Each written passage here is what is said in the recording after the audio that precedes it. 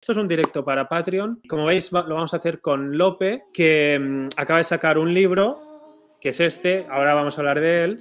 Arquitectura de andar por casa. Y qué mejor que hablar de la casa. Vamos a hablar de la historia de la casa o de algunas partes de la casa, algunas curiosidades. En el libro hablas de que los niños dibujan la casa seguramente como una casa que no tienen. Una casa con cubierta a dos aguas, con una ventanita a lo mejor circular con una cruz y la puerta a la escala que sea. Yo creo que es la idealización del hogar, ¿no?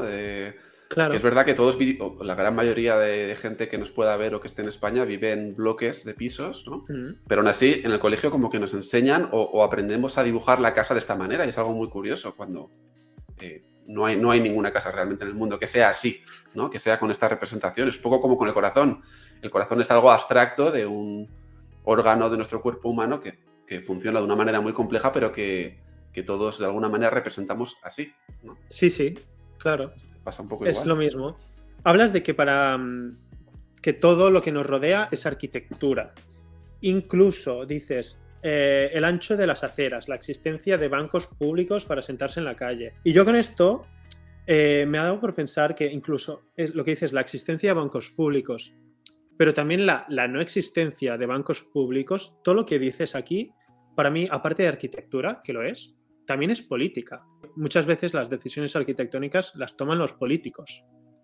Estoy de acuerdo. Y las toma gente que a lo mejor no tiene esa sensibilidad que tendría que tener, ¿no? Para entender cómo funciona una ciudad. Pasa un poco con lo que llaman arquitectura hostil, que no es otra cosa que poner pegas a la gente que no tiene techo, ¿no? Que es, pues en los bancos, separar los bancos para que no puedan tumbarse en los bancos y dormir, o lugares donde se pueden a lo mejor plantar un refugio temporal, como un colchón o lo que sea, pues que tenga pinchos para que no se puedan sentar, ¿no? Son cosas como muy incómodas, pero es arquitectura y por supuesto es política, como bien comentas. Yo te voy a repasar, no te voy a repasar el libro porque, o sea, no lo vamos a destripar. Es una muy buena opción para regalar estas Navidades. Hablas de la casa, pero como desgranándola en todas sus partes o en todas las partes que tú has creído oportunas, como es el dormitorio, baños y aseos, el comedor y la sala de estar, cocinas, patios, terrazas y balcones, pasillos. Incluso hablas de cubiertas, la fachada, escaleras. Y me gusta mucho que acabes con personas, porque al final somos quien habita las casas. Sí, y esto es algo que nos olvidamos muchas veces, ¿no? Parece que la arquitectura es simplemente un medio con el que alguien se quiere enriquecer, porque al final es un bien de consumo y es un bien en el que la gente invierte mucha pasta y hay mucho intermediario metido dentro de esta rueda que tiene que seguir girando. Y entonces, pues bueno, parece que la arquitectura o la vivienda en este caso es algo que, en vez de ser un refugio, un lugar donde todos tendríamos tener derecho a descansar y a vivir y a poder estar ahí, es un lugar que parece que se ha creado para que la gente se enriquezca los bolsillos. Y esto es un poco triste, ¿no? Mueren más de 400 estadounidenses al año en las bañeras, más que por terrorismo, y que se invierte mucho más en defenderse contra el terrorismo que en defenderse contra las bañeras. Contra las bañeras, sí, sí. Bueno, esto es un estudio que encontré que es real, ¿no? Que realmente cómo hace el poder de la sugestión.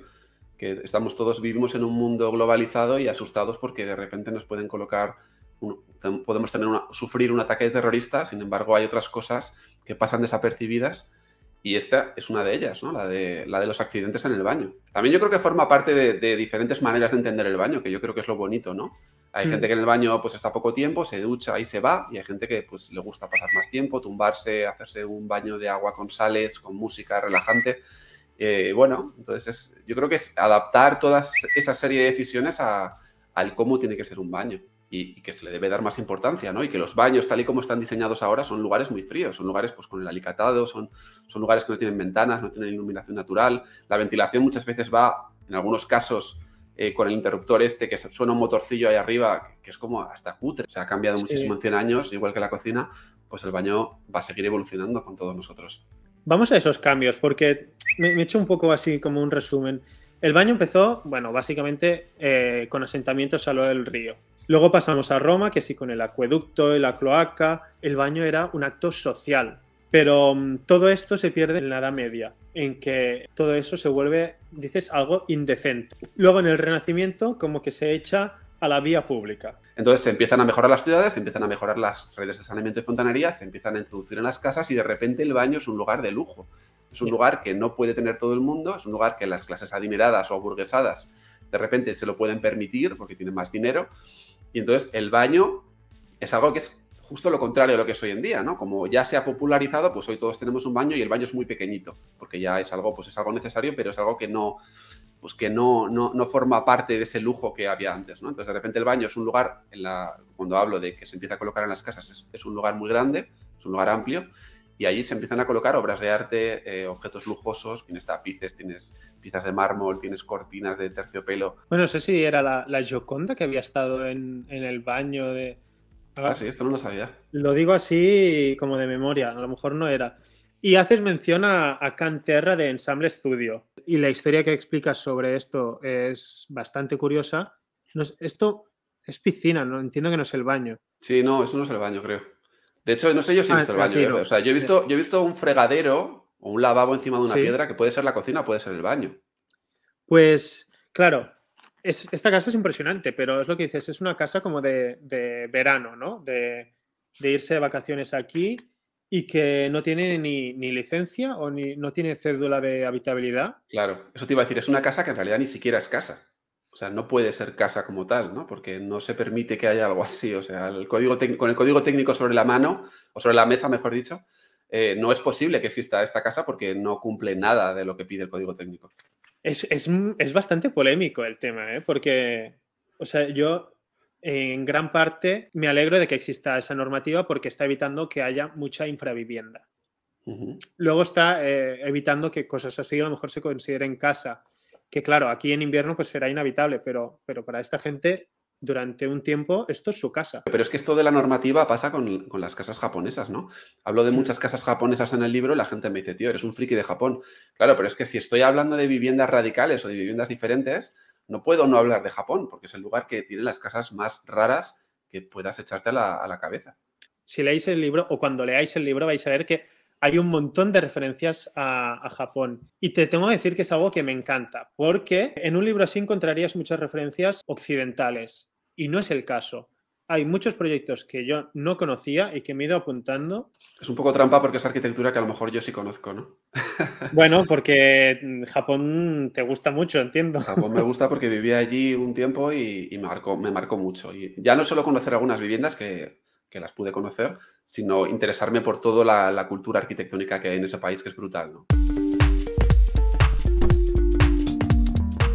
Hablas también de comedor y sala de estar. Un único espacio donde vive la gente con un fuego, con un agujero en el techo para que salga el humo. Y cómo esto va evolucionando, poniendo mobiliario que se quita y se pone. Y las casas eran lugares, pues eso, con una única habitación. No había baños, como hemos comentado, no había cocinas, se hacía todo en un mismo lugar, en un lugar que estaba protegido. En el momento que la gente empieza a tener mayor poder adquisitivo, se puede permitir que sus casas sean mayores, sean más grandes y aparezcan otras piezas en la vivienda. Aparece ya lo que es un dormitorio y aparece, pues, ¿no? Se empiezan a separar, aparecen dos piezas, una más dedicada a dormir y otra más dedicada a la función social, comer, bailar, coser, lo que quieras. Puede ser salón, comedor, no sé lo que sería, cocina también. Y luego ya empiezan a aparecer otras piezas, ¿no? Que el comedor, como una pieza de lujo también, donde la gente invita a personas, a amigos, a familiares a comer, ¿no? Y luego se va separando, aparece la cocina, aparece el baño, aparecen como esa especificidad de funciones que se pueden ir incorporando en la vivienda que antes no había, lógicamente. Margaret Schütze-Lihotzky. De hecho, fue la primera arquitecta austríaca. Es esta mujer de aquí que acabó creando como un estándar de cocina, que era esto de aquí. Y que facilitó un montón el poder agilizar el proceso de cocina. Mira, esto es una cosa que es muy curiosa también porque se ha criticado mucho este diseño de cocina. Este diseño de cocina, como has comentado, lo creó una mujer con la idea de que las mujeres tuvieran que pasar menos tiempo en la cocina. Porque antes, en aquella época, pues la cocina o las labores de cocina era una labor que estaba asociada a la mujer, ¿no? El hombre como que trabajaba fuera de casa, llegaba, se sentaba en el salón y esperaba que la mujer le recibiera con los platos preparados o lo que fuera, ¿no? Entonces, Esto es una cocina que está pensada, que está todo en módulos, un poco como lo tenemos ahora, módulos de 60, todo compacto para que hubiera que dar los menos pasos posibles, que la mujer pudiera moverse con total libertad por la cocina, bien iluminada, con un espacio de trabajo iluminado para cortarlos. O sea, todo estaba pensado, ¿no? Para guardar los utensilios que se necesitaban, etcétera, etcétera. El problema es que esta cocina la vemos hoy con los ojos de ahora, y mucha gente la critica. Dice, claro, esto es una cocina que en realidad se ha creado para como que aislar mucho más a la mujer todavía, ¿no? Porque dice, no, es mucho más cerrada, no está abierta al salón, no está abierta a nada, está ahí como de una manera un poco casi hermética. Y en realidad esto en la época supuso un avance increíble, ¿no? Lo que pasa es que a veces nos cuesta ser capaces de ver estas cosas con los ojos de ahora, ¿no? Igual que ahora la cocina tiene una función mucho más social, ¿no? Que por eso las cocinas son abiertas al salón, que cuando llegan amigos, pues estamos casi cocinando con ellos, hay gente que está en el salón, estamos hablando, ¿no? Entre el que está preparando... O sea, el preparar los alimentos es algo mucho más social, mucho más lúdico que lo que era antes, ¿no? Que antes era casi una función más de alimentarse y salir de allí. Aquí sacas un proyecto que... este sí que lo conocía y es el de Carlos Garmendia. Y vaya tela de proyecto. Es una iglesia del siglo XVII que se transformó en vivienda porque hay que contar un poco la historia, ¿no? Es el propietario, pues esto es un proyecto, bueno, una construcción que se estaba cayendo. Toda la cubierta se había caído, que es lo que primero se suele caer en las construcciones más antiguas que no se están cuidando. Entonces, el propietario que le ha sacado antes en la imagen fue el que compró la casa y preguntó si se podía hacer un cambio de uso, le dijeron que sí, y entonces se metieron con los arquitectos, con Garmendia y Cordero, a hacer este proyecto que es una vivienda, ¿no? Y entonces cuando yo le preguntaba, oye, ¿por qué la cocinan en el altar? Es que esto es algo a mí que me flipaba, ¿no? Porque en la iglesia la parte más importante es el altar, que es donde se hace la misa, donde el oficio religioso, y me dijo, es que en ningún momento pensamos que la cocina estuviera en otro lugar, porque allí en el País Vasco la cocina es muy social y ahí es lo que comentábamos antes, ¿no? Es un espacio que está abierto a todo el salón, a todo el resto de la vivienda, porque la gente está cocinando, está hablando, ¿no? La gente se reúne para comer. A lo mejor en el momento de hacer el proyecto no lo habría pensado, pero viéndolo es como, pues es evidente que la cocina tiene que estar en el altar. O sea, no sé qué otra pieza pondría ahí. Bueno, es una de tantas referencias que añades tú en el libro, que está plagado de referencias. O sea, si esto lo hubiese llenado con los posits de referencias, serían tantas que no se vería el libro. Sí, hay como 5 o 6 por capítulo, es una barbaridad. Es buenísimo, o sea, es una fuente de referencias buenísima. La idea era un poco esa, ¿no? También que si hay estudiantes que leen el libro, que puedan encontrar proyectos que no conocen y que luego puedan acudir a ellos, que al final es un poco lo que ocurre en el libro. Hablo de la casa, pero la casa es una excusa para hablar de arquitectura. Para hablar de arquitectura como esta, hablando de balcones, otro proyecto que también es bastante conocido, de la Catón y Basal. Sí, es una vivienda que tenía problemas, que una de las opciones que había era tirar directamente abajo el inmueble, y entonces lo que la Catón y Basal propusieron fue crear como ese corredor que hay, que está pegado a la fachada, digamos que aumentaron la vivienda hacia afuera, creando estos corredores, estas estancias aclimatadas, esta foto que tienes aquí puesta, para que pues con esto se mejoraba muchísimas cosas, ¿no? Desde todo el tema de inercia térmica, se generaban nuevas salas donde se pueden habitar y a la vez qué buenas son, ¿no? Qué lugar tan increíble para estar ahí leyendo o haciendo lo que sea. Y entonces es una manera de pensar que a lo mejor demoler no siempre es lo primero que hay que hacer, ¿no? Es decir, vale, tenemos esto de partida, vamos a ver ahora con todos estos condicionantes sobre la mesa qué podemos hacer. Y ellos, pues no me acuerdo con qué porcentaje es el presupuesto de lo que costaba tirarlo y volver a levantarlo, pues no sé si era con un 20%, un 15%, consiguen añadir estas estancias nuevas al edificio, mejorando todo lo que hemos comentado. Y hablas, cómo no, hablemos un poco de Japón, del Engawa. Seguramente mucha gente a lo mejor no conoce el concepto de Engawa en sí, pero es como casi la definición de arquitectura. Bueno, para empezar, las casas de Japón están levantadas del terreno por un tema de salubridad, por un tema de humedad. Si no tienes sótanos que aíslen el terreno de la vivienda, pues lo suyo es levantar la casa, ¿no? Entonces, ellos levantaban la casa de manera tradicional, en la arquitectura tradicional, y el Engawa es una plataforma que está, digamos, por encima del terreno, pegada a la vivienda, y es una especie de corredor, porque claro, en Japón todas las estancias están concatenadas las unas con las otras, no hay esos pasillos que tenemos nosotros para distribuir las estancias. En Japón es un pasillo, pero es un pasillo que está exterior. Entonces el Engawa lo que está haciendo es de alguna manera filtrar esa luz que viene de fuera también juega un poco el tema de los aleros, ¿no? En las cubiertas japonesas tradicionales, que son muy pronunciadas, salen mucho de la vivienda, porque lo que están haciendo es, digamos que envolver en una penumbra todas las estancias interiores. Entonces, el Engawa lo que hace es generar una pieza que no existe en la arquitectura occidental entre el exterior y el interior. Y sirve tanto para distribuir esas estancias interiores como para sentarte a contemplar un jardín que tienes fuera, ¿no? Es un lugar increíble.